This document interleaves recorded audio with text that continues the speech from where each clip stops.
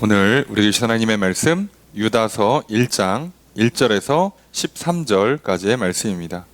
한 절씩 교독하도록 하겠습니다. 예수 그리스도의 종이요 야고보의 형제인 유다는 부르심을 받은 자 곧 하나님 아버지 안에서 사랑을 얻고 예수 그리스도를 위하여 지키심을 받은 자들에게 편지하노라. 긍휼과 평강과 사랑이 너희에게 더욱 많을지어다.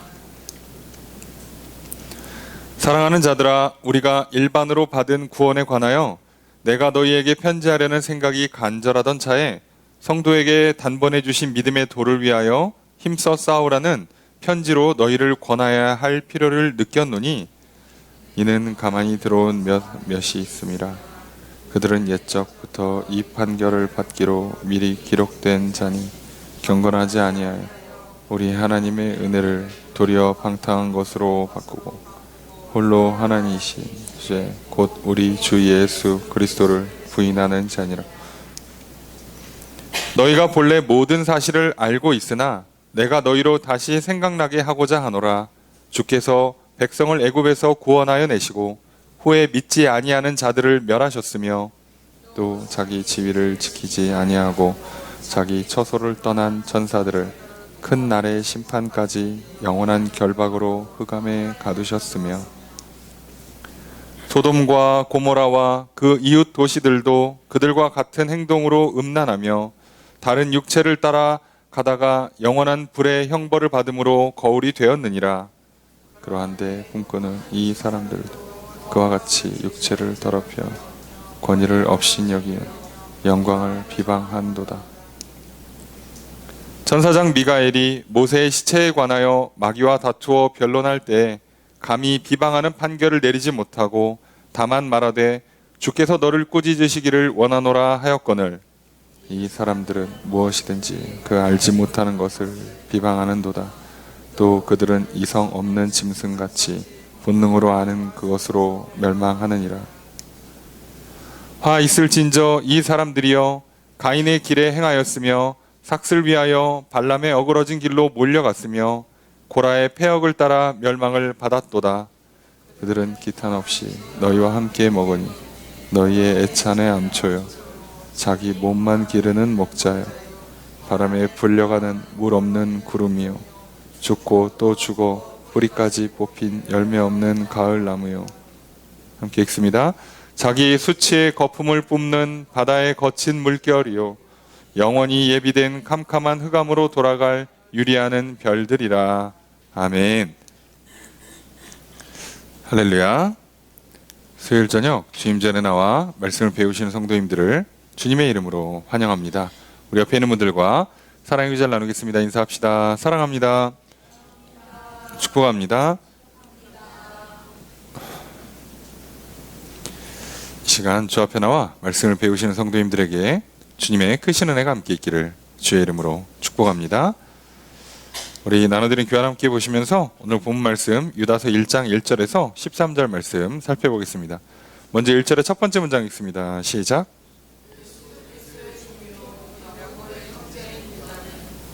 자, 이것도 서로 끝나죠. 서신입니다. 편지니까 누가 누구에게 라고 이렇게 발신자와 수신자를 나타내겠죠. 먼저 이제 누가 편지를 보내는가, 이 발신자에 대한 얘기를 할 텐데 발신자가 누구라고요? 그냥 유다예요. 그러니까 직역을 하면 유다는입니다. 유다는 끝. 설명이 붙어요. 예수 그리스도의 종, 야고보의 형제. 자, 예수 그리스도의 종이고 야고보의 형제예요. 자, 그러면 이제 야고보가 후보가 몇 사람 있는데 여기서는 예수님의 친동생 야고보의 형제니까 남자 형제 유다예요. 그러니까 또 동생이거든요. 그러니까 이 유다는 예수님의 직계 가족이죠. 예. 그런데도 불구하고 예수 그리스도의 형제라 부르지 않고 종이라고 불렀어요. 예수님을 예수 그리스도를 말 그대로 주인으로 인정하고 높이는 표현이죠. 예. 이렇게 하면 이제 주변 사람들이 다 알아요. 아, 유다가 썼구나. 자, 그럼 이제 편지를 쓴 사람은 야고보의 형제, 예수님의 동생인 유다가 편지를 쓰는 거예요. 누구한테 썼는가? 1절에 두 번째 문장 읽습니다. 시작.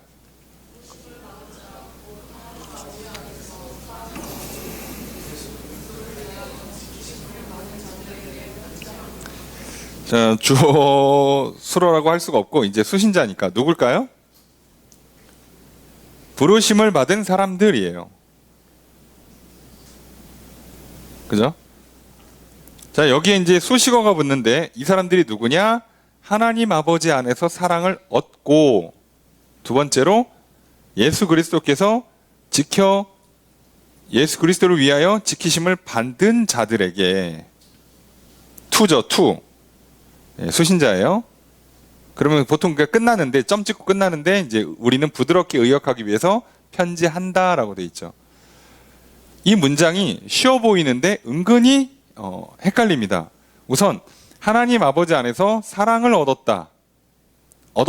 우리 입장으로 보면 받았다죠. 하나님 아버지 안에서 사랑을 받는다.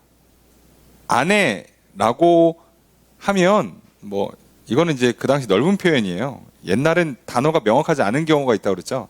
아내라고 하면 안에서 또는 품에서 가운데 의해서 다 해석이 돼요. 사실은 넓은 의미에. 그러니까 하나님 아버지의 사랑을 받은 거예요. 그게 뭐라고요? 부르심 받은 거예요. 자, 여기까지는 알겠어. 자, 우리를 사랑하셔서 구원하시려고 불러주셨어. 하나님의 자녀, 하나님의 백성으로 불러주셔요. 자, 오케이. 여기까지는 알겠는데 예수 그리스도를 위하여 지키심을 받은 자들.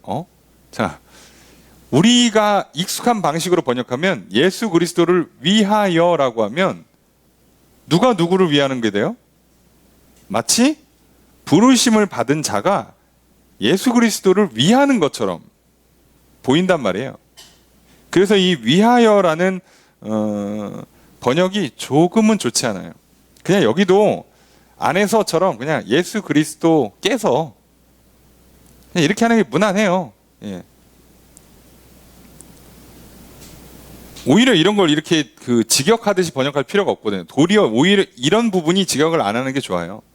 예수 그리스도를 위해서 지키심을 받은 자. 우리가 지킴을 받는데 예수 그리스도를 위해서 지킴 받았대. 그럼 누가?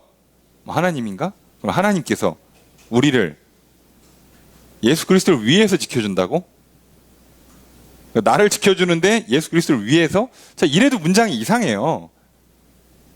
그러려고 부르심을 받았다고? 자, 그러니까 말이 안 맞잖아요. 그래서 그냥 예수 그리스도께서 보호해 주시는 사람들, 또는 예수 그리스도께서 지켜주시는 것을 받는 사람들이라는 뜻이에요. 그러니까 지켜주심을 받는다. 그러니까 예수 그리스도께서 지켜주시는 것을 받는 사람이라는 뜻이에요. 하나님께서 사랑하는 사람, 예수 그리스도께서 지켜주시는 것을 받은 사람, 이게 부르심 받은 사람이란 뜻이에요.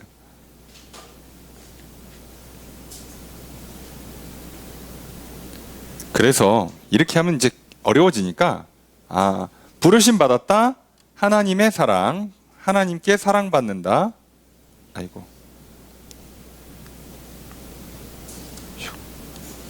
하나님께 사랑 받음, 자, 그리고 여기는 예수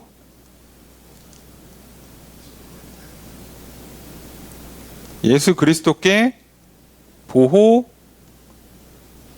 받는으로 할게요. 받는 자, 사랑 받는으로 합시다.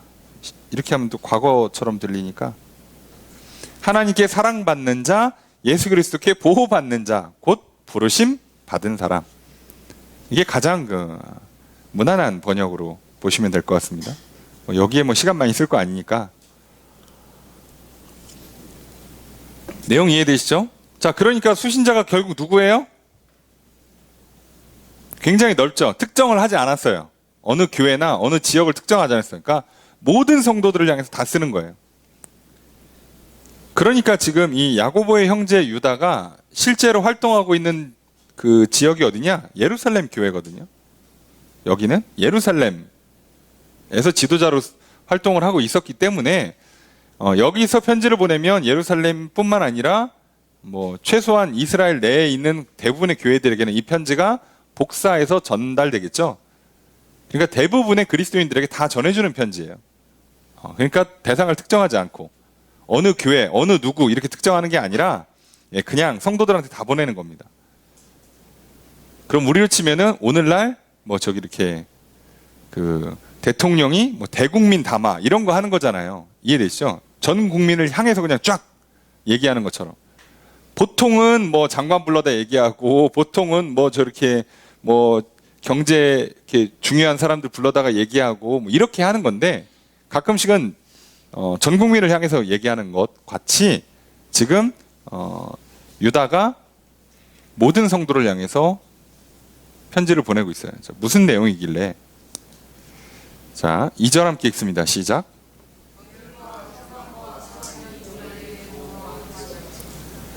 뭐 이제 축복의 인사니까 긍휼과 평강과 사랑이 너희에게 많아져라. 그러니까 많아지기를 원한다예요. 정확히는 많아지기를 원한다. 그냥 이제 축복의 말이죠. 이건 인사말이에요. 인사말이니까 그냥 긍휼과 평강과 사랑이 많아지기를 원한다. 그래서 이제 뭐 많을지어다 이렇게 번역했는데 많아지기를 원한다. 그러면서 이제 내용이 시작되겠죠. 유다서도 짧아요. 25절까지만 있는 한 장으로 되어 있는 짧은 서신입니다. 짧은 서신이지만 어떤 메시지가 있길래 이렇게 써서 전 성도를 향해서 보내는가. 3절의 첫 번째 문장 읽습니다. 시작.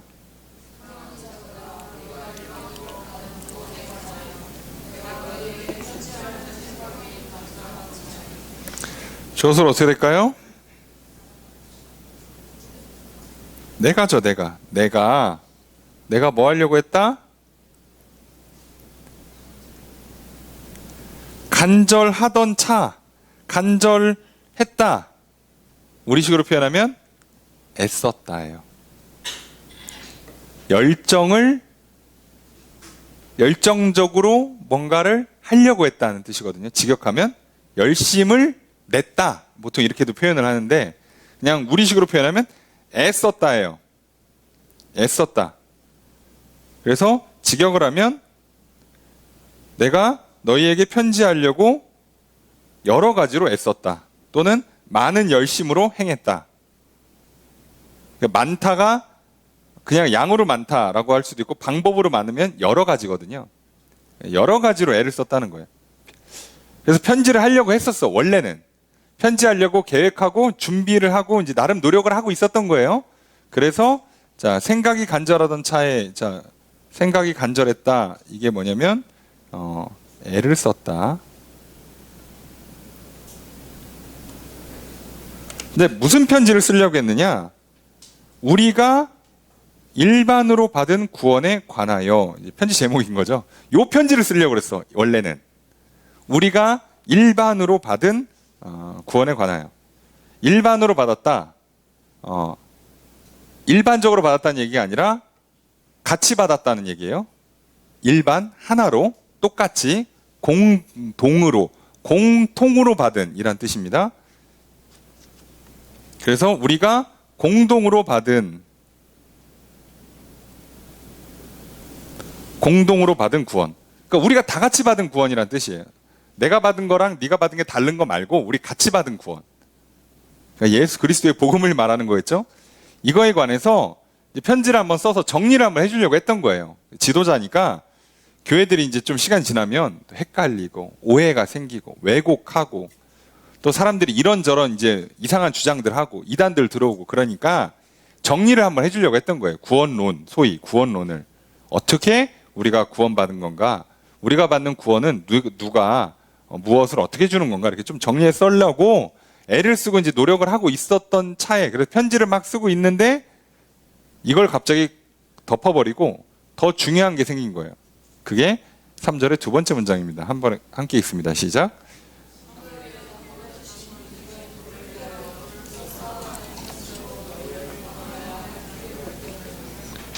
예, 주어는 계속 이제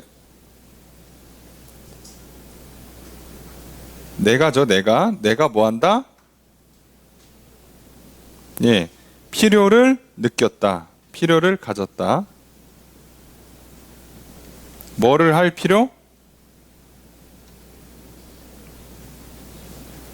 예, 편지 쓸 필요예요. 편지 쓸 필요. 예? 권면하는 편지를 쓸 필요를 느꼈어요. 그럼 어떤 권면?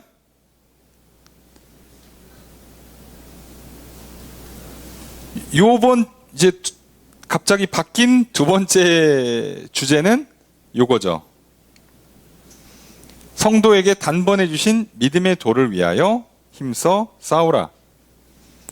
성도에게 단번에 주신, 그죠?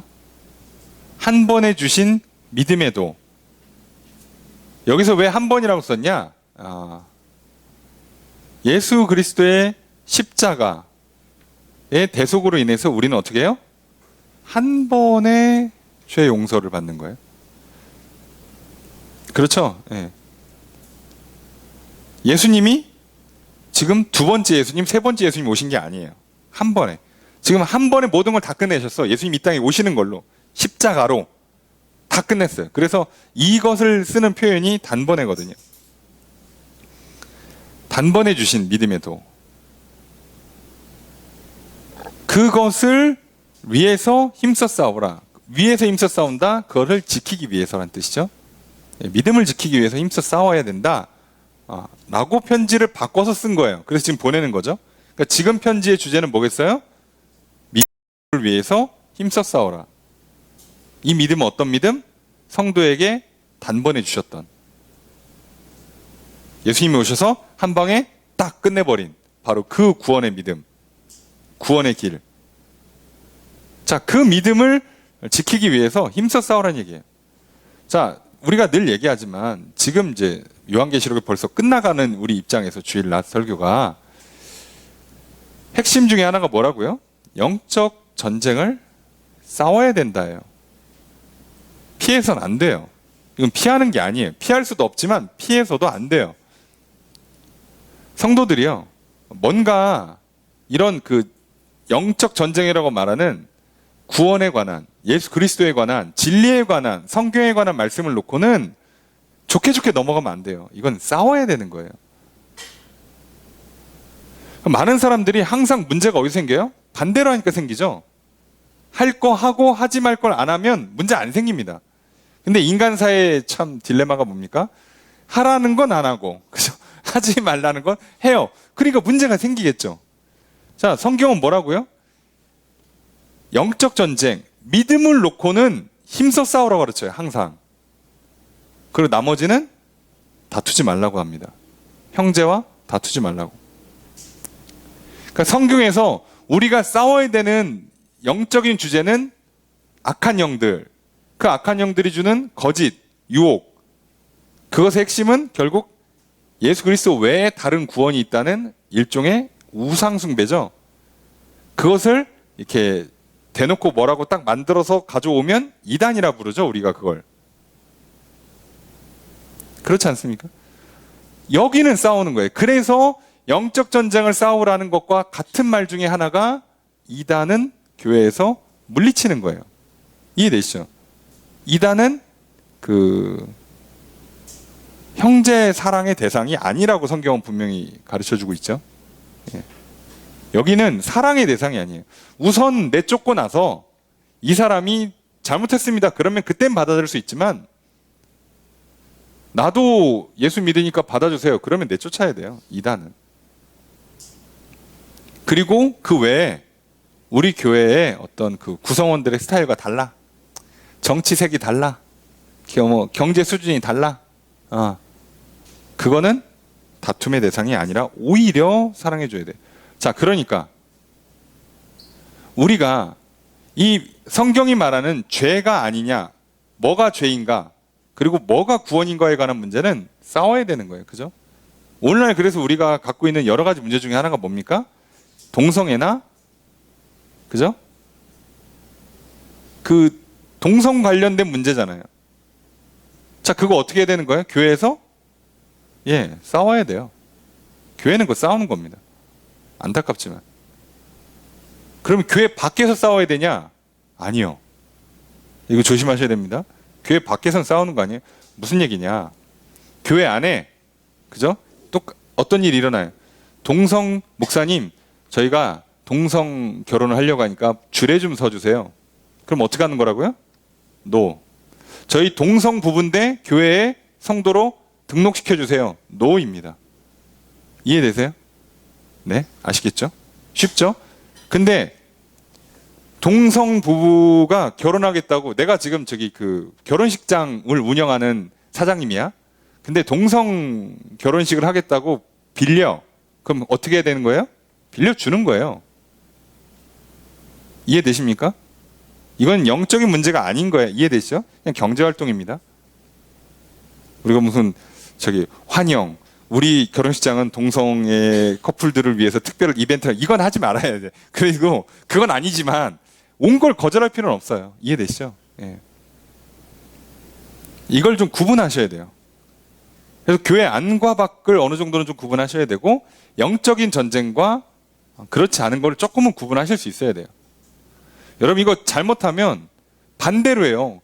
밖에 나가서는 엄청 거룩하게 살고 교회에서는 완전 세속적으로 막 교회가 운영되고, 그럴 수가 있어요. 잘못하면. 이걸 반대로 하는 겁니다. 예. 자, 그래서 이것 때문에 우리가 늘 기억해야 돼요. 자, 영적 전쟁은 힘써 싸우는 겁니다. 힘써.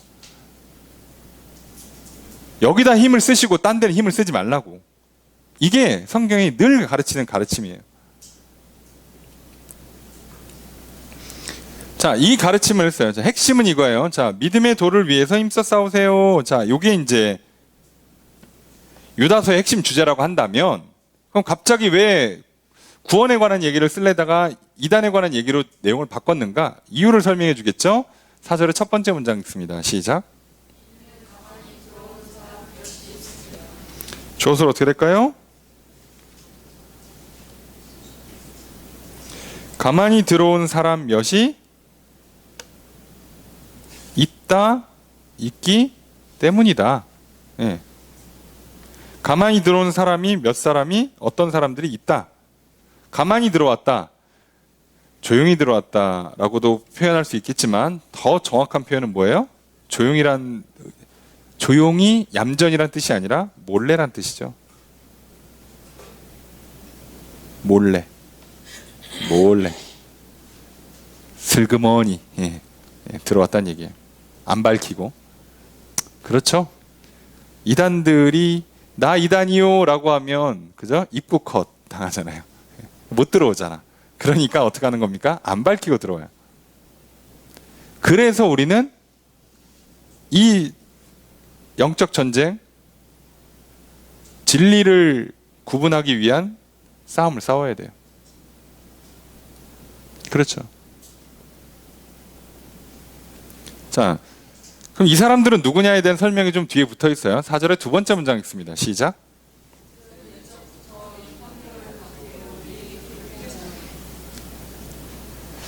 유다서는 생각보다 좀 굉장히 강경한 어조로 성경에 기록되어 있습니다. 그 이단들의 어떤 실체에 대해서 적당히 얘기하는 게 아니라 굉장히 센 표현을 써요. 자, 그래서 자, 그들이 누구냐? 그들은 누구다? 그들은 이런 사람이다예요. 이런 사람이다. 어떤 사람? 옛적에 이 판결을 받기로 미리 기록된. 야, 이게 좀 압축돼 있어가지고 어렵겠지만 정확히는 그들은 받을 심판에 관해서 예전에 또는 미리 기록되어 있는 사람들이다예요. 이런 사람들은 심판받을 거라고 기록돼 있어. 야, 교회 안에 이단들이 몰래 들어와. 근데 그 사람들이 누구냐? 심판받기로 이미 기록된 사람들이라는 거예요. 이미. 그러니까 친하게 지내지 말라고. 그러다 너도 심판당하니까. 이해가 되시죠? 아예 실체를 밝히는 거예요. 그냥 딱 정하는 거죠. 쟤는 심판받을 사람. 정하는 거예요. 그죠? 코로나 덕에 우리가 이제 전 국민이 한 가지는 확실히 알고 있잖아요. 자, 신천지는 이단. 자, 하자. 다른 건 몰라도 자, 이거는 이제 공식이 됐잖아요. 본인들이 뭐라고 하든 말든 몰라. 하지만 이제 특정이 된 거야. 너네는 딱 이거다라고. 프레임을 씌운 거죠. 그 프레임이 맞냐 틀리냐는 나중 문제고 이렇게 프레임을 씌워 놓는 거예요. 자, 지금 유다도 프레임을 한 번에 씌워버리는 거예요. 고민할 것도 없이 시작부터. 자, 이단들 심판받기로 이미 기록된 사람들이에요. 성경 곳곳에. 자, 그 다음 4절의 세 번째 문장 있습니다. 시작.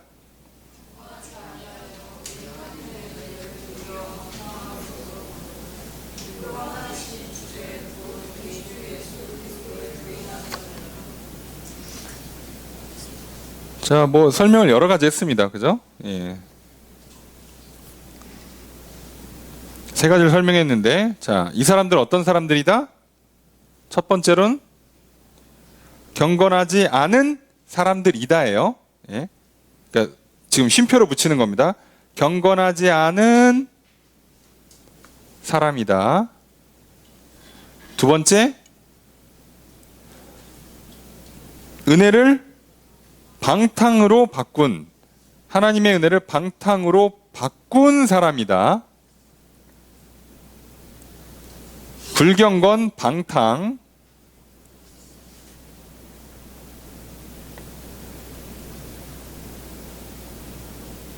세 번째, 그죠? 예수 그리스도 부인. 요 세 가지 특징을 얘기해요. 불경건하다, 방탕하다, 예수 그리스도를 부인한다. 그러니까 이 당시 영지주의 이단인데 기본적으로는 가장 흥행했던 이단이니까, 자, 그 이단들을 놓고 볼 때 이단들을 특정하는 기준이라는 게 있을 거 아니에요. 자, 이들은 뭐 미리 심판받을 사람들이니까 뭐 볼 것도 없지만 특징이 있어. 자, 우선 불경건해. 생활이 경건하지가 않아요. 그 다음에 그러니까 당연히 방탕하는데, 이들이 방탕하는 이유가 더 웃겨. 은혜 받아가지고 방탕해져요. 여러분 이해가 되세요? 쉽게 말하면 예수님이 죄를 용서해 주니까 기왕 용서받은 김에 죄를 좀 더 짓자, 이렇게 되는 거예요. 이게 방탕입니다. 불경건은 좀 폭이 넓어요. 기본적으로 하나님을 뭐 잘 섬기지 않는 걸 뜻하는데, 게다가 세 번째까지 가면 예수 그리스도를 부인해요. 자, 여기서 결정적으로 끝나요. 이게 왜 그러냐면 어떤 식으로든 간에 이단들은요, 결론이 예수 그리스도를 부정하게 돼 있어요. 이게 예수 그리스도를 부정하지 않는 이단이 있을 수도 있지 않을까요? 라고 얘기하면 여러분이 뭔가를 잘 모르시는 거예요. 자, 생각해 보세요. 구약의 모든 것들에 대한 정점, 결론이 예수님이에요. 그리고 예수님으로 말미암아 신약이 시작됐어요. 새 약속을 주셨습니다. 그래서 구약의 완성이라고 그러고 신약의 시작이라고 표현해요, 예수님을. 그러니까 결국 이단들이 성경 중에 뭐 하나를 고쳐, 왜곡시켜, 그럼 결국 어디를 건드려야 돼요? 예수 그리스도를 건드리게 돼 있어요. 예수 그리스도를 그대로 인정하면서 몇 개만 고친다는 건 불가능해요, 성경에서. 왜요? 건드리면 다 엮여 들어가게 돼 있어요. 손을 대는 순간 이게 얽히고 설켜서 예수님에 대한 부정으로 가게 됩니다. 그리고 당연히 그런 목적을 갖고 있죠. 그러니까 예수님 잘 믿는 이단이라는 건 구조적으로 존재할 수가 없어요. 저 예수 잘 믿는데요? 이단들이 혹시 그렇게 얘기하잖아요. 그러면 더 간단하게 보시면 돼요. 예수님의 가르침대로 사는가, 예수님의 모습을 닮아가는가만 보시면 아주 깔끔합니다. 그러니까 예수님은 나귀 타고 입성하셔서 왕이 안 되시겠대. 좋은 차 안 타. 됐죠. 이제 더 이상 설명 안 해도 되겠죠. 내가 높아지겠다. 권력에 욕심을 갖는다. 목회자가 또는 성도가 내가 좋은 차 타면서 막 돈 자랑하고 다닌다? 이미 게임 끝난 거예요. 죄송하지만. 근데 우리는 표현이 그렇습니다. 우리는 조금 권력을 좀 욕심내기도 하고, 돈 욕심을 내요. 자, 그럼 우리는 이걸 뭐라고 인정해요? 내가 믿음이 부족하다. 내가 하나님 향한 사랑이 아직 충만하지 못하다. 이렇게 얘기하잖아요. 우리는 최소한. 이해되십니까? 내가 설령 권력의 욕심을 내, 돈 욕심을 내, 그래서 막 그 높은 자리에 올라가기 위해서 약간 수단 방법 안 가리고 돈 벌기 위해서 불법 편법 좀 쓰고 돈 자랑하고 살았다 칩시다. 그럼 이 사람이 그래도 정상적인 가르침을 받았다, 교회에. 그리고 그래도 나름 제대로 신앙생활을 하는 중이다. 그럼 이 사람은 뭐라고 생각해야 돼요? 나는 지금 믿음 상태가 좋지 않다. 나는 지금 잘못된 길로 가고 있다. 이거 계속 가면 결과가 좀 안 좋다. 근데 포기하기 싫은데 갈등할 수는 있어도 가르침 자체가 틀리게 들어오진 않는단 말이에요. 그런데 이단들은요, 놀랍게도 높은 자리에 올라가고 사람들 칭찬받고 박수받고 뭐 돈 많이 벌고 사치하는데 그게 하나님 잘 믿는 거래요. 이해가 되십니까? 그래서 가난한 이단 교주라는 건 없어요. 이해가 되십니까? 그게 존재적으로 나오질 않는 거예요. 그러다 보니까 아예 불가능합니다. 안 하죠. 또 가끔 그러시는 분들이 있어요. 아니라고. 우리 교주님, 하여간 우리 보혜사님, 우리 성령님, 맨날 옷이 한 벌이고 걸어 다니시고 가난하시다고. 저기 세무조사 하시면 많이 나올 겁니다. 아주 많이 나올 겁니다. 장담컨대 많이 나올 겁니다. 한국 개신교 역사에 정말 존경받는 목사님 중에 한 분으로 알려주신 분이 한경직 목사님이에요. 한경직 목사님께서 돌아가셨을 때 나중에 이제 워낙에 교단에서 큰 역할도 많이 하셨고 진짜 세계적으로 권위 있는 상도 막 많이 받으시고 그러니까 대단한 일을 하셨죠. 그분이 평생 자기가 북에서 내려오셨을 때, 북에 내려오기 전에 신사참배에 동참한 것 때문에 평생 사죄하는 심정으로 사셨다고 그러죠. 그리고 이제 그분이 서울 영락교회를 키우시고 그 교회와 그 교회의 출신들로 전국에 영락교회가 엄청 많잖아요. 대단한 일을 하신 분이죠. 그 훌륭하신 분이 돌아가셨는데, 그 큰 교회, 그 큰 담임자 돌아가셨는데 재산 정리를 딱 끝냈더니 집이 전세랍니다. 재산이 없더래요. 다 나눠주고 없대요. 이해가 되세요? 그래서 그 집을 털면 책만 있대. 그러니까 없어, 집에 뭐가. 사치할 게 없어. 차도 없고 아무것도 없어. 이게 가능하냐고. 근데 진짜예요. 그렇게 사는 거예요. 진짜는. 최근에 돌아가신 몇몇 대형교회 유명한 목사님들 계시죠? 저는 솔직히 잘 인정이 안 됩니다. 개인적으로. 본인은 워낙 교회가 규모가 크니까 현역에 있는 동안에는 좋은 사택 제공받고 교회에서 차 운전을 대신해주기 위해서 좋은 차를 제공해주고 그럴 수 있다 칩시다. 은퇴했으면 내려놔야지. 그건 아니지. 이해되시죠? 그건 아니에요. 아무리 봐도 그건 아닙니다. 성경은 분명히 말하죠. 재물과 하나님 겸해서 섬길 수 없다고. 그렇게 가게 돼 있지 않아요. 그러니까 이런 거를 잘 보시는 거예요. 실체가 뭐냐? 안 돼요. 이거 안 돼. 그래서 결국은 다 그리스도를 부인으로 가는 거예요. 성경 부인으로 가게 돼 있고요. 그런 말이 안 써 있거든. 안 써 있는데 자기는 주장해야 되니까.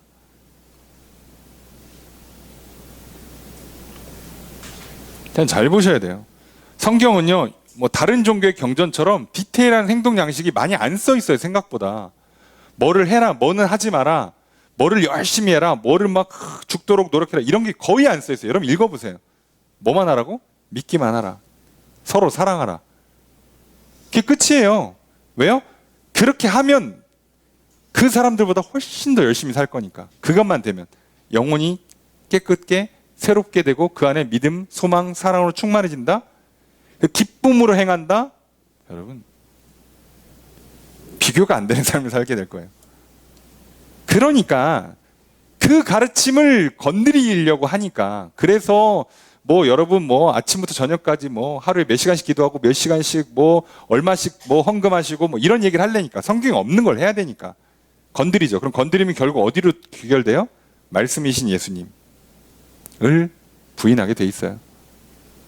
이게 어쩔 수 없습니다. 이단들은 이 문제뿐만 아니라 교회들이 잘못된 가르침으로 가면 역시나 똑같은 문제가 생겨요. 불경건, 방탕, 그리스도 부인. 이거는 뭐 피할 수 없습니다. 오늘날 한국교회가 이 부분에서는 진짜 좋은 점수밖에 어렵습니다. 인정해야죠.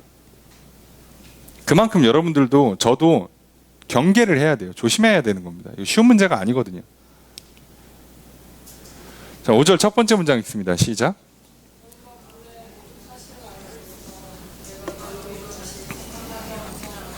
주어서로 어떻게 될까요? 내가 생각나게 하려고 한다. 생각나게 만들 거다. 뭐를? 너희가 알고 있는 거.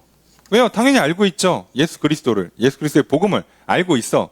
그런데 다시 생각나게 해주려고 그래요. 왜? 지금 와서 왜곡시키는 사람, 변형시키는 사람들 때문에 헷갈릴 수 있으니까. 자, 그러면 그 내용에 대해서 이제 좀 설명을 좀 할 거예요. 자, 5절의 두 번째 문장 읽습니다. 시작.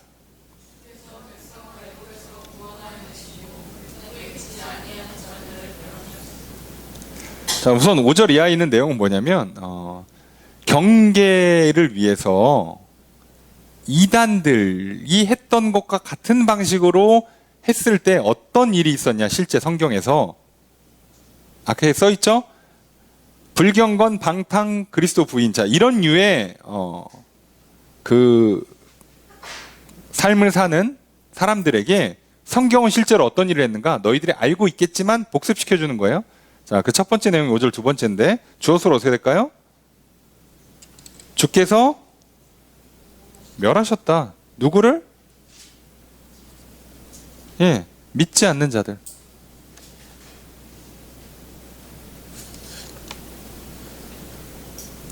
간단하죠. 주님께서, 하나님께서 믿지 않는 자들을 멸하셨어요. 애굽에서 구원해 내셨는데 결국은 안 믿었어. 그래서 어떻게 하십니까? 40년간 광야 생활 시켜서 가나안 땅에 못 들어가게 그냥 거기 죽게 하셨죠. 예, 멸하셨습니다. 또는 반역한 사람들 보내셨죠. 반역한 얘기는 좀 뭐 뒤에도 계속 나옵니다만 6절 읽습니다. 시작.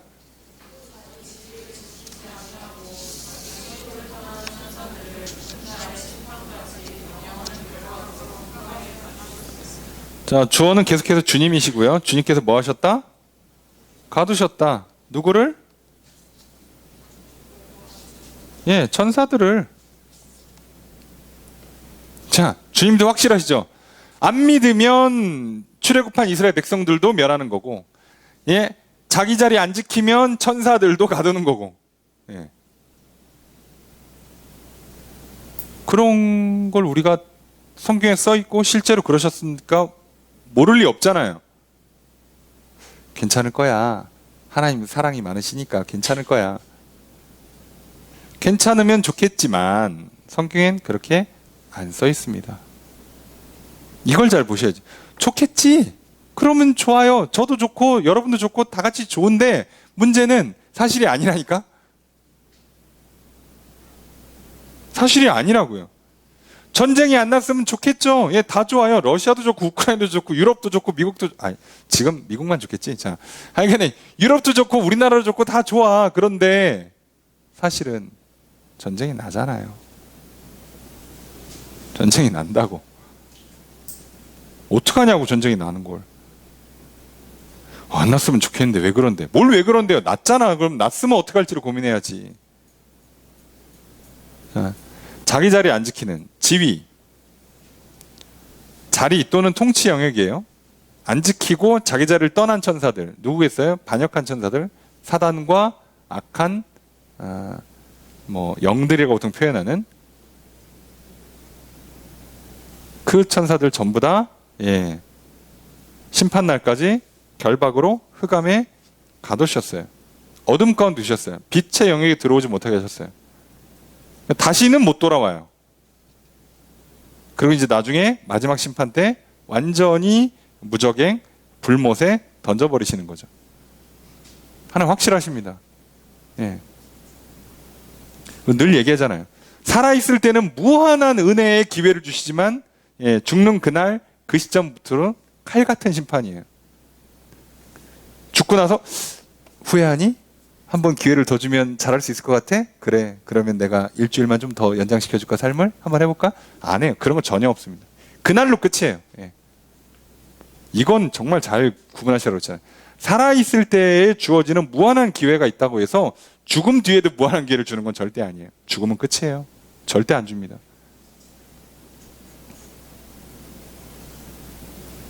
기억하세요. 예.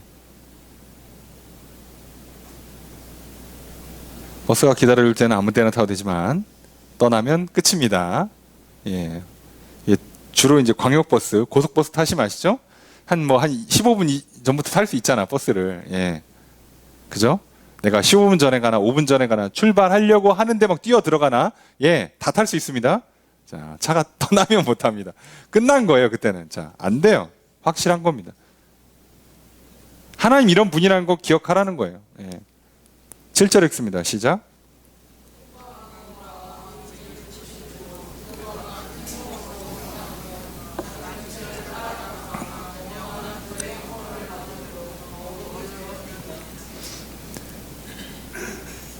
자, 주어수로가 어떻게 될까요? 그래서 이제 여기서는 주어가 좀 바뀌죠. 그래서 요렇게 요만큼이 다 주어가 돼요. 이웃 도시들까지. 자, 어떻게 됐다? 서술어 거울이 됐다예요. 거울이 됐다. 예. 거울이 됐다. 본보기가 됐다죠. 본보기가 됐다. 예. 자, 이들이 어떻게 했어요? 자, 그들과 같은 행동. 자, 앞에 있는 그들이죠. 악한 천사나, 예, 믿지 않은 출애굽한 이스라엘 백성들처럼 그렇게 해서 어떻게 했습니까? 음란하고 육체를 따라, 여기서 그들과 같은 은 가까이는 이웃 도시들이 소돔 고모라처럼 했다는 거예요. 문장 내에서는. 문장 밖으로 가면 그 앞에 두 것까지 포함하는 거고. 자, 같은 행동으로 음란하고 육체를 따라가다가 영원한 불의 형벌을 받아서 어떻게 됐다? 본보기가 됐다.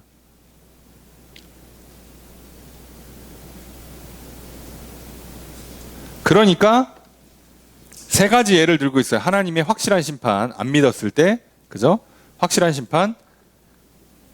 처음에 선택한 이스라엘 백성 중에도 안 믿으면 멸망.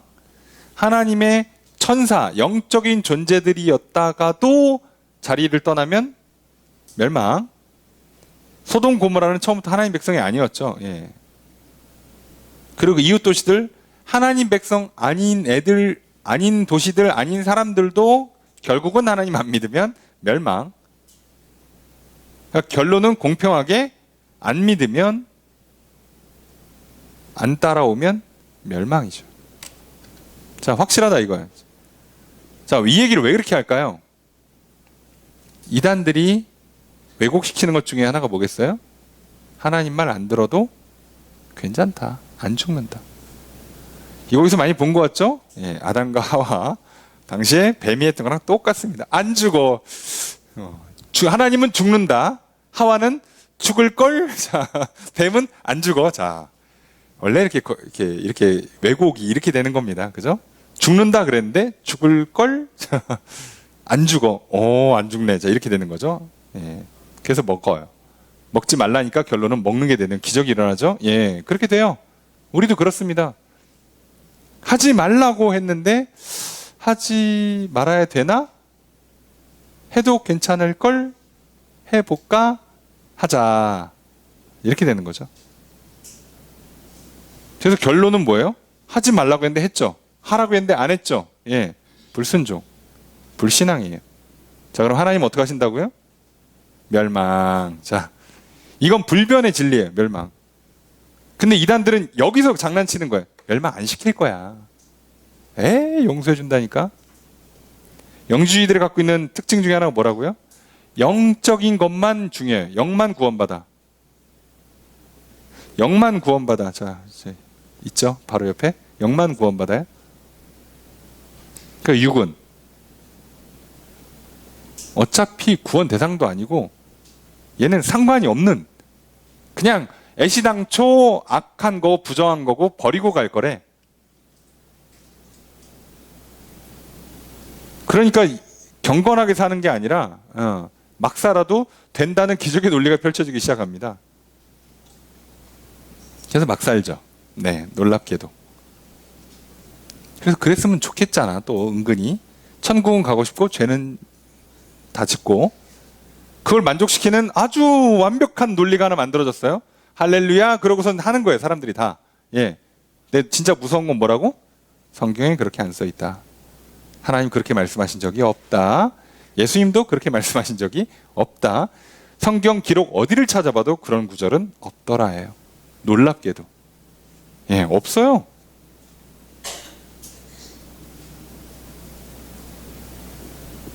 제가 목사가 되고 설교를 준비하면서 당황했던 적이 몇 번인데, 그게 뭐냐면 제가 어려서 설교를 들으면서 들었던 어떤 인물이나 예화나 사건들 있잖아요. 검색하면 안 나와요. 없어. 그 나라에 되게 유명한 그 뭐 기업가였대. 무슨 총리였대. 무슨 회사 사장님이래. 쳤는데 회사가 안 나와요. 구글이 미치지 않고서야 그 정도 되는 회사 이름이 안 나올 리가 없는데 안 나와요. 놀랍죠? 더 무서운 건 뭔지 아세요? 아멘하고 집에 가서 성경 찾아보면 안 나와요. 맞는 말 같이 들렸거든요. 그때는 은혜롭거든. 근데 찾으면 안 나와요. 의외로 많을 겁니다, 여러분. 뭐 남 얘기는 좀 그렇지만 궁금하시면 약간 갸우뚱하는 그런 그 설교를 어디서 하나 들으신 다음에 거기서 하는 말들을 그대로 검색을 해보세요. 그 구절이 실제로 있나? 없습니다. 그런 경우가 허다해요. 왜 그렇다고요? 그 구절, 원구절은 있어. 그게 아까 얘기했죠? 죽는다 그랬는데 죽을 걸 그러다가 안 죽어가 됐는데 안 죽어를 얘기해 주는 거예요. 그래서 나중에 기적이죠. 예. 이단들이 이런 방식을 써요. 그걸 심지어 잘해요. 그럴듯하게 한다니까요. 우리가 조금만 욕심을 갖고 있고 교만해진 상태면 넘어가기 쉬워요. 그래서 안 싸우면 당하는 거야. 이거는 내가 진리를 붙잡고 끝까지 붙잡고 하나님 말씀만 기억하고 버텨야지, 안 그러면 금방 넘어가요. 그 얘기 하는 겁니다. 자, 그래서 이제 요것처럼 이단들이 그렇다는 얘기를 하겠죠. 8절 읽습니다. 시작.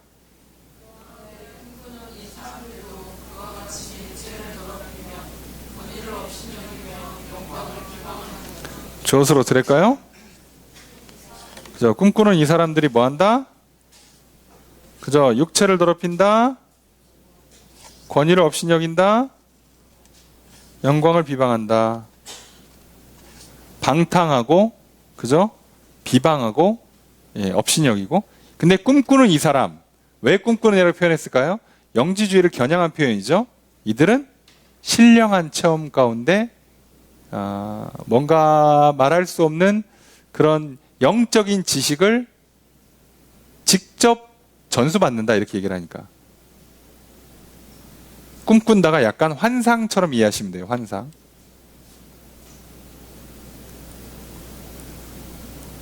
환상이나 계시 이런 거 받았다는 사람들, 내 믿음이 좋다고, 내가 환상을 봤다고, 하나님 음성을 들었다고 그래 놓고 실제로는 어떻게 산다고요? 육체는 더럽게 살아.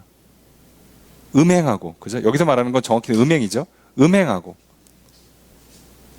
권위, 여기서 말하는 권위가 뭐겠어요? 결과적으로는 성경의 권위, 교회의 권위 무시해요. 그러니까 여러분, 저 기도 많이 하다가 뭐 보시는 분들 있잖아요. 목사가 얘기를 듣질 않아요. 내가 봤다 이거지. 내가 봤는데 뭔가 그런 장면이 나왔대. 성경에는 그런 거 안 맞습니다. 목사님이 신령하지 못하시구만. 목사님, 내가 기도 안 할 때부터 알아봤다니까. 목사님 영적으로 뭐 민감하지가 못해. 아유, 이 교회 안 되겠어. 그럼 어떻게 해요? 꼭 옆에 있는 사람 데려다가, 아유, 목사님 안 되겠어. 우리 저기 기도 많이 하는 목사님 데려가자. 저기 어디 누구 괜찮대. 글로 가자. 그리고 끌고 나가요. 예. 다 그럽니다. 다라고 하면 안 되지. 열의 아홉은 그럽니다. 꿈꾸는, 뭔가를 본 사람들, 들은 사람들. 이때부터 미쳐요, 사람들이.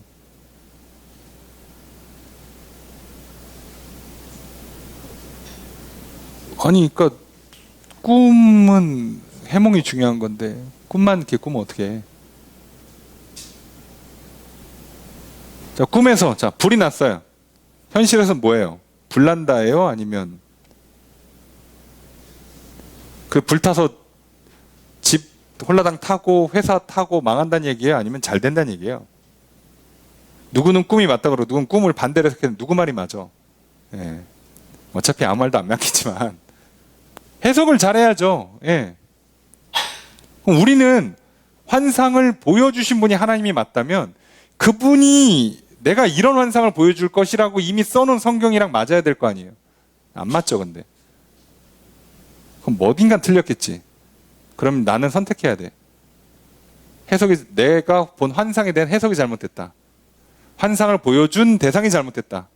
아니면 성경이 잘못됐다. 선택을 해야겠죠. 네. 그래서 사람들이 대번 그래요. 네. 그런데 교만하지 않은 사람의 예를 들어겠죠. 9절 읽습니다. 시작.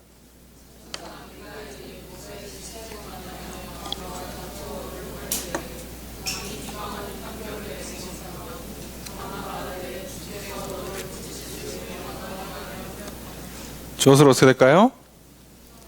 전사장 미가엘이 그죠? 요렇게 말했다. 그죠? 요렇게 말했다죠. 요렇게 말했다.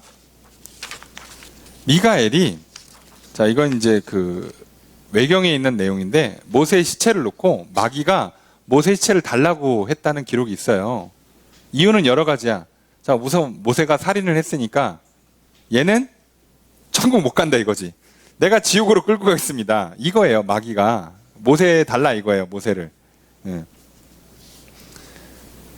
뭐 또는 이제 하나님 불순종한 거 이런 거 놓고. 근데 이제 미가엘은 왜 왔어? 모세 천국으로 데려가려고 왔지. 사단이 와서 얘 지옥으로 내가 끌고 가고 싶어요. 자, 이렇게 얘기를 하니까 우리 같으면 뭐라고 했어? 감히 이게 어디 이래야 되잖아요. 보통은. 그죠? 이미 지금 미가엘은 누구 말 듣고 온 거야? 하나님 말씀. 천사가 어디 감히 이게 저 밑에 있는 게 그냥 이래야 되는데 비방을 안 한다고, 무시를 안 한다고요. 그리고 뭐라고 한다고? 뭐라고 얘기를 해요? 주께서 너를 꾸짖을 거다. 너 그렇게 하지 마라. 주님이 너를 혼내실 거다. 나는 시키는 대로 할 거야. 나한테 뭐라고 하지 마. 그리고 모세를 데리고 갔다는 얘기예요. 예. 미가엘도 말은 함부로 안 한다는 거예요. 왜요? 이 그 마귀라는 악한 타락한 천사조차도 사실은 누가 만들었어? 만들기는? 하나님께서. 그럼 아직 살아있어. 그럼 이거 누가 살려주고 있는 거예요? 하나님께서. 그러니까 함부로 안 하는 거예요. 하나님 뭔 뜻이 있겠지. 굳이 살려둘 땐. 예. 그러니까 나는 뭐만 하겠다? 시킨 일만 하겠다는 거예요. 근데 얘가 방해하니까 뭐라고? 너 그렇게 하나님한테 혼나? 그러고 자기 일만 하고 가는 거예요. 우리 같으면 너 어디 하나님한테 개겠다고 그냥 완전 바닥으로 떨어져 놓고 이게 또 댐벼 이거 너 오늘 잘 걸렸어 한번 시계 풀고 그냥 자, 우리 같으면 그럴 것 같은데 욕 쌍욕 날려주고 막 그죠? 예, 오늘 잘 걸렸어 너 안 그래 내가 이랬을 것 같은데 안 한다는 거예요. 절대 안 합니다. 기본적으로 이런 그 경건함, 겸손함이 있어요. 비방을 안 한다고.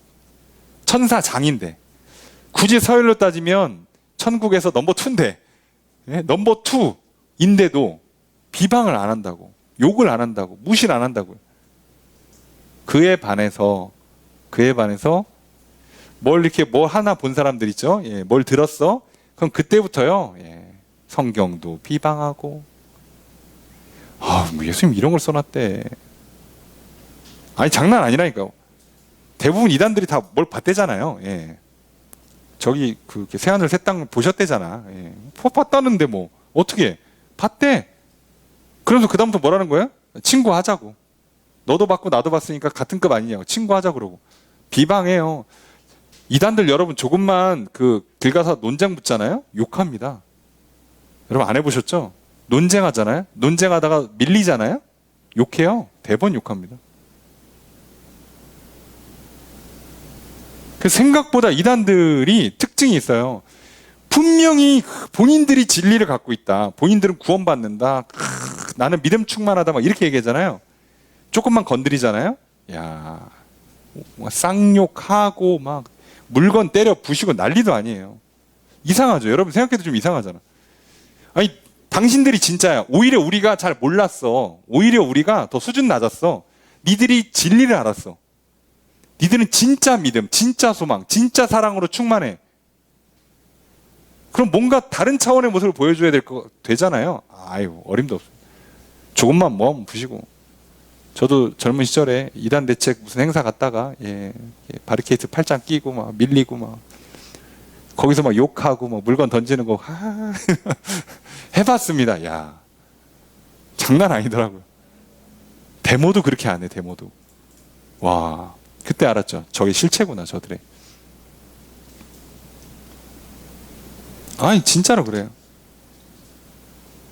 될 것 같지만 못합니다. 예. 가짜니까 못한다니까요. 그래서 이걸 잘 보셔야 돼요. 예. 그래서 진짜들은 그런 거 안 하는데 비해서 가짜들은요, 겉으로는 그런 거 같다가 뭐가 조금만 걸리잖아. 민망하거나 부끄럽거나 뭐 쪽팔리거나 화가 나거나 그러잖아요. 기분 나쁘거나. 그러면 본색이 확 드러나요. 10절 첫 번째 문장 있습니다. 시작.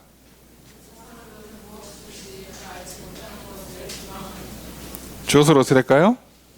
이 사람들은 비방한다. 비방해요. 비난, 욕설 기본으로 장착돼 있어요.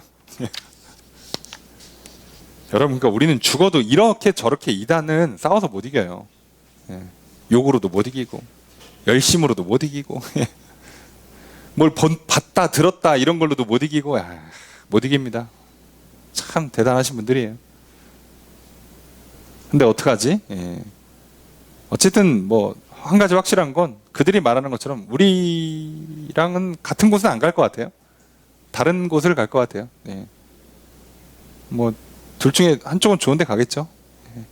둘 중에 한쪽은 100% 진짜일 테니까 최소한 그렇다 칩시다. 자, 알지 못하는 걸 비방한다. 왜요? 일부러 이 표현을 쓰는 거죠. 자기들 자꾸 뭘 안다고 얘기하니까.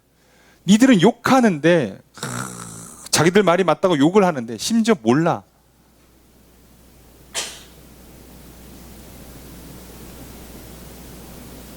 이게 정치라는 게, 그래서 교회에서 정치 얘기도 뭐 하지 말아야 되지만 정치 얘기가 조심스러운 게 뭐냐면 결과를 몰라요.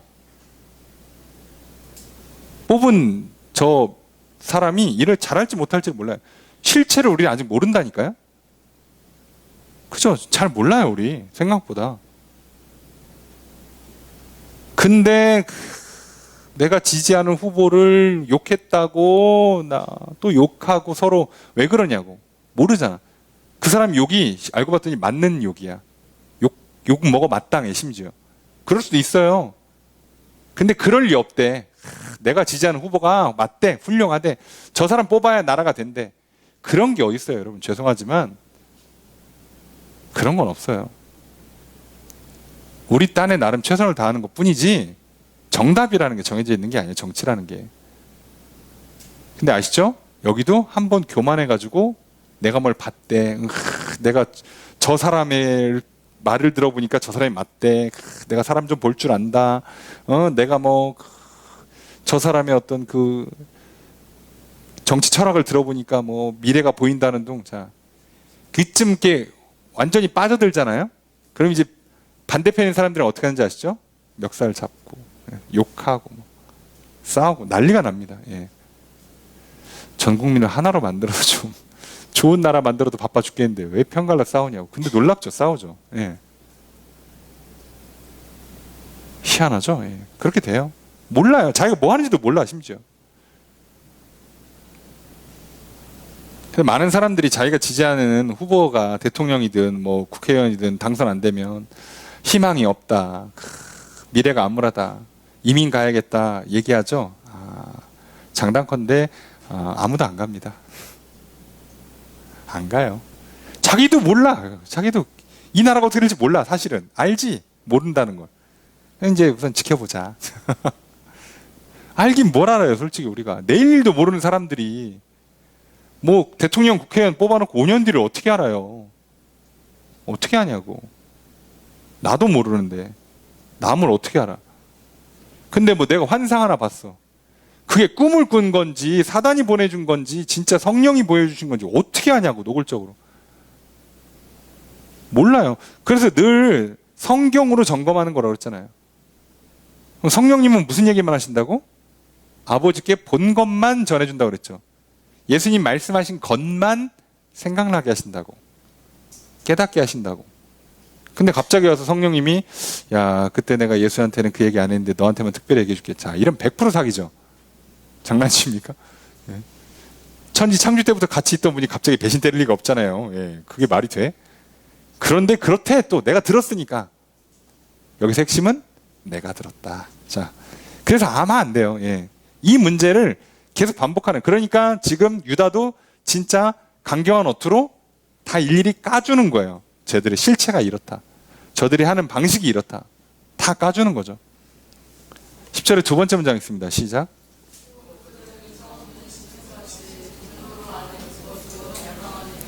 주엇을 어떻게 될까요? 그들은 멸망한다. 멸망해. 자, 표현을 참, 이성 없는 짐승같이 본능으로 한대. 자, 이게 되게 중요한 표현이에요. 이들은 뭘 자꾸 봤대, 안대, 자기만 안대. 영적인 지식, 특별한 지식, 내가 뭘 깨달았대, 응답받았대. 자, 이렇게 말하는 분들 조심하셔야 돼요. 왜요? 이 사람들은요, 이성으로 판단하는 게 아니에요, 지금. 짐승 같은 본능. 느낌이 왔어. 확실해. 황홀해. 자, 이러면 안 돼요.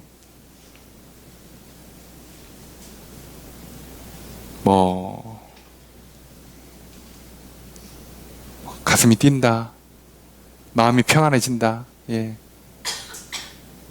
머리가 맑아졌다. 머리가 하얘졌다. 머리가 띵하다. 무슨 깨달음을 얻었다. 표현은 뭐라고 쓰면 모르겠어요. 근데 그거 얘기하면 안 돼요. 이거 얘기하는 순간 100% 간 거예요. 이거 얘기하는 게 오히려 가는 거예요. 근거를 그걸로 되는 게 어딨어. 그렇잖아요. 근거를 대는데 어떻게 그렇게 돼요. 이거 100% 좋아합니다. 예, 제가 조합하는 사이트에서 돈 주고 샀어요. 자, 100% 좋아요. 영수증까지 있어. 자, 좋아. 자, 그런데 갑자기 여기 처음 오신 어떤 분이 와가지고 내가 딱 봤는데 느낌이 왔어. 생화야. 자, 생화라고 착각할 수 있어요. 잘 만드니까요, 지금. 그죠? 착각할 수는 있는데 근거가 내가 느낌이 왔대. 이러면 안 된다고. 이해되시죠? 내가 꿈에서 봤다. 기도하는데 이러면 안 돼. 자, 그죠? 내가 생화인지 확인하고 싶으면 어떻게 했는데 와서 뿌리가 있는지 확인하고, 예. 이렇게 끝에 보면 껍질이 이렇게 살짝 긁어보면 이렇게 수액이 나오는지 보고, 이런 거 몇 개 테스트 해보면 알잖아요. 그렇게 하고 보니까 얘는 진짜 살아있는 생화, 구나. 이렇게 해야지. 느낌이 왔다 그러면 어떡해. 뭘 봤다 그러면 어떡합니까? 그런데 잘 보세요. 이단들 또는 거짓말 치거나 사기치는 사람들, 유혹하는 사람 대부분요, 이렇게 근거를 대는 게 아니라 본능적인 느낌. 너 그거 알지 않냐고. 그런데 놀라운 건요, 영지주의자들이 무슨 얘기합니까? 서로 그 얘기를 해요. 너도? 야, 너도? 이런다니까요. 너도 봤어? 너도 들었어? 끝내주지. 너도 뭘 좀 아는구나. 대화의 주제도 없고 주어도 없고 실체도 없고 근거도 없고, 근데 자기들끼리는 막 끌어올라요. 나 구원 받았다니까. 나 이제 자유하다니까. 나 행복하다고. 나 미칠 거야. 너무 좋아. 그래, 알아주는 네가 있으니까 너무 좋다. 우리 이걸 막 널리 전하자. 이러고 앉아 있어요. 이게 오늘날도 있는 실제 현상이라서 그래요. 조심하셔야 됩니다. 자, 이제 그러니까 여러분들이 일을 하든 사람을 만나든 누굴 만나든 이성 없는 짐승 같은 본능으로 깨달으시면 안 돼요. 문이 열리네요. 그대가 들어오죠. 첫눈에 난 내 사람인 걸 알았죠. 저는 그 드라마를 보고 깨달음 얻었어요. 그게 뭐예요? 결론이 길에서 쓴 소설이더라. 길에서 쓴 혼자만의 상상이더라. 이게 진짜지. 얼마나 느낌적인 느낌이 얼마나 좋아요. 막 피아노 치고 막 들어오고 막 여주인공을 향해서 막 괜찮은 남자 둘이 막 다 달라붙고 얼마나 끝내줍니까? 그런데 그 여주인공의 그 한낱 꿈이었더라. 이게 진짜죠. 팩트죠. 저는 대단히 훌륭한 드라마를 생각해요. 작가가 천재더라. 그렇게 욕 바가지로 먹었지만 작가 천재가 맞아요. 당연하죠. 그건 말이 안 되는 거예요. 예? 정확하게 잘 이거 보셔야 돼요. 헷갈리지 마십시오. 그래서 이제 팩트 폭력을 날리면서 거의 저주에 가까운 멘트를 계속 치는데 11절부터 계속 치는데 이거는 뭐 디테일한 내용 봐봐야 의미 없으니까 좀 빨리 보겠습니다. 11절 읽습니다. 시작.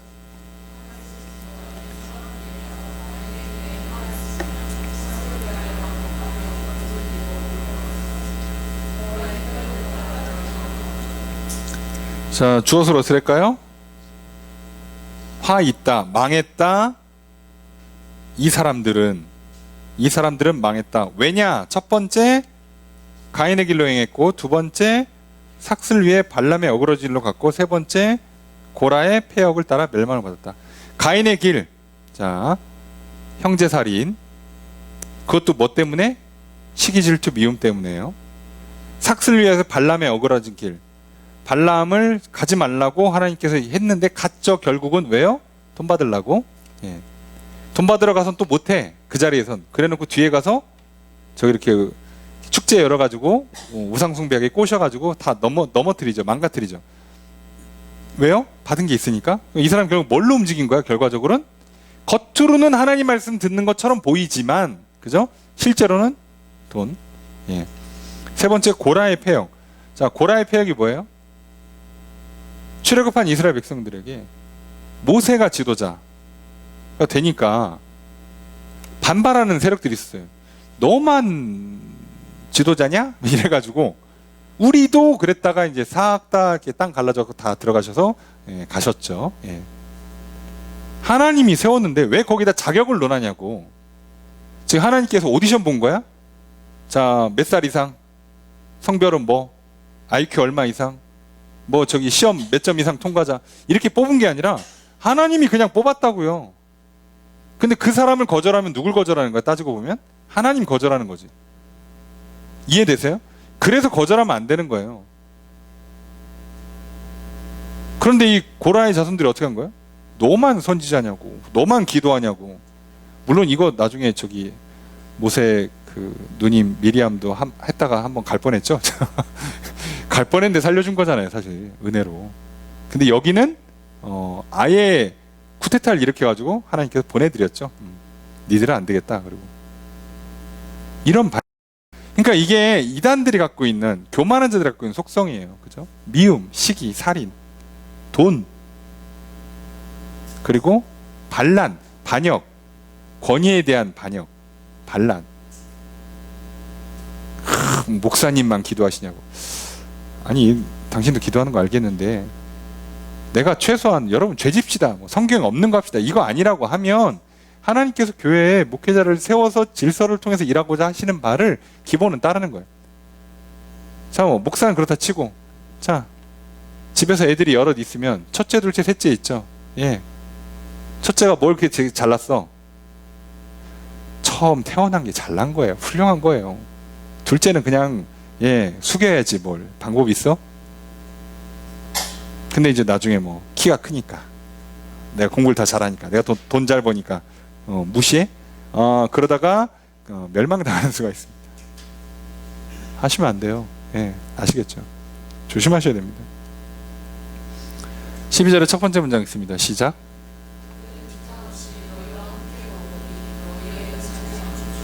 주어를 어떻게 할까요? 그들은 암초다. 뭐 어렵게 해석하지 마세요. 그들은 암초다예요. 근데 심지어 기탄 없이 야 안면 몰수하고 뻔뻔하게 야, 밥 먹으러 와요. 그렇게 잘난 척하고 그저 그렇게 시기하고 질투하고 다퉈놓고 밥 먹으러 와.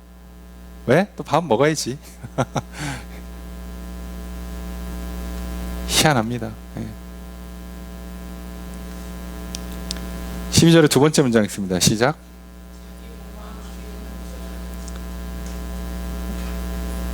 자, 이제 뭐 주어는 계속 그들은이고 서술어 어떻게 될까요? 자기 몸만 기르는 목자다. 자기만 돌보는 목자다. 이거를 예수님 표현으로 바꾸면 사꾼 목자다. 돈 받고 일하다가 양떼들이 들짐승의 위험에 처하면 자기 다칠까봐 튀는, 도망가는 자들을 뜻하는 거예요. 예, 자기만 생각하는 거예요. 자, 그래서 얘기했죠. 자, 나쁜 목자를 가르는 방법은 굉장히 간단해요.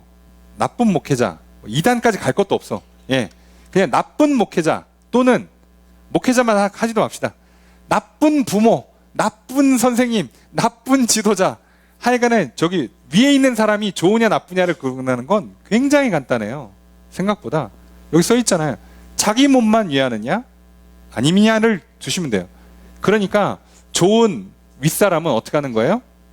밑에 사람과 같이 잘 되는 거예요. 이해되시죠? 같이 잘 되는 겁니다. 그럼 괜찮아요? 교회 성도들이 뭐 김집사님 사업 대박 나고 뭐 저기 이 권사님 뭐 저기 뭐 땅 보상 받고 뭐 난리가 나 교회에서. 그래서 뭐 목사님 뭐 차 받고 드리고 뭐 양복해 드리고. 자, 그거는 괜찮을 수 있어요. 이해되시죠? 뭐 교회에 막 무슨 복을 받았는지 무슨 난리가 났는지 막 돈이 넘쳐 흘러. 그래서 목사님도 갑자기 살림살이가 좀 나아졌어. 괜찮은 거예요. 뭐라고 할 수가 없어요, 이건. 이해되십니까? 근데 성도들은 그냥 비슷해. 아니면 사는 게 빡빡해졌는데 목사는 계속 나는 저기 점심에는 초밥 아니면 안 먹습니다. 신방 갈 때는 저기 얼마 이상짜리를 준비해 주세요. 네. 월급은 사례비는 얼마 이상 해주셔야 됩니다. 자, 이런다 100% 사꾼이에요. 100%. 이해되십니까? 네.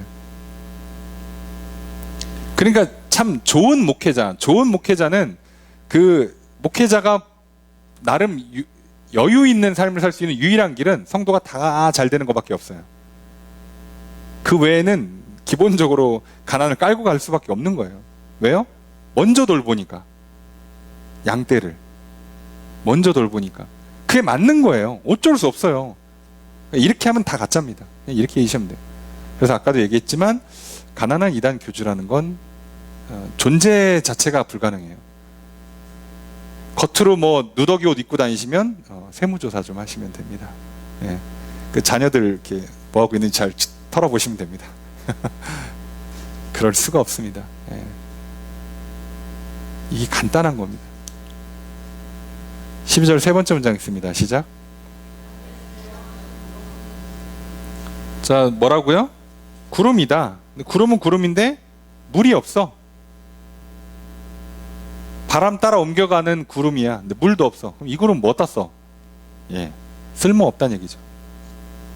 마치 잎만 무성하고 열매가 없는 것처럼.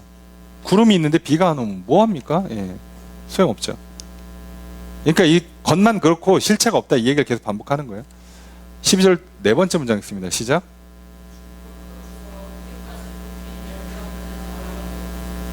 자, 가을 나무인데 정확히는 그 가을에 베어서 바닥에 떨궈 놓은 그 땔감용 나무란 뜻이에요. 가을 나무가. 자, 근데 죽고 또 죽어. 골 100번 고쳐주고. 자, 여기서 죽고 또 죽어는 두 번 죽는다는 뜻이에요. 두 번 죽는다.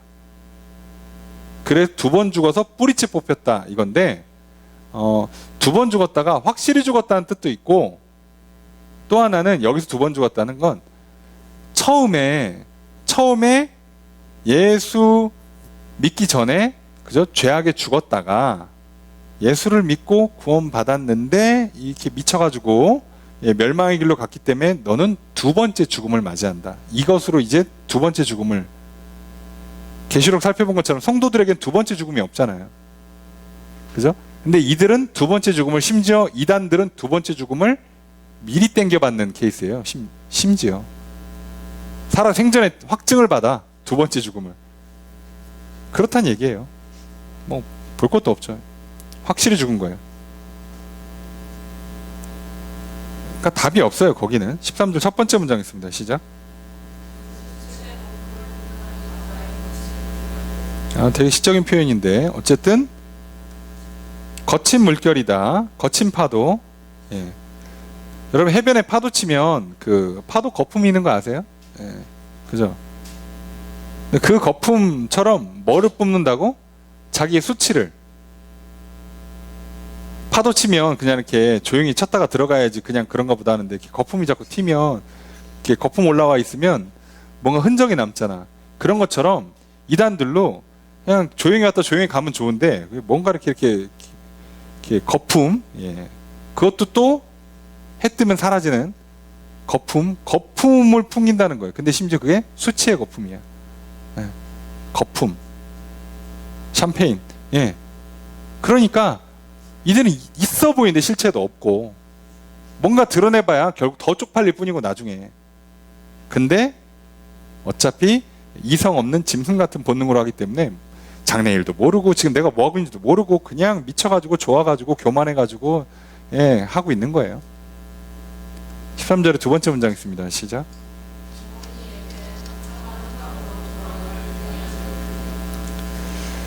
자, 그래서 유리하는 별이다.